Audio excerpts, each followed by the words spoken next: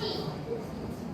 古早人讲，万般皆读品，唯有读书高。以前读册是为了参加考试，正常案、正证书、工作、业组。考试变成上课读册唯一的目的。上课敢一定爱考试嘞？对我来讲，入学校上课读册是一件真快乐的代志。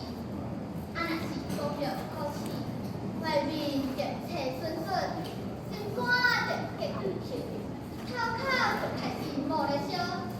只要莫考试，我逐工就体学好，困不着。我上摆去学校上课读册，若会增加咱的意识，学着做人做事的道理，卖当甲同学做小姐，开公手，交着真侪知己的好朋友，互咱的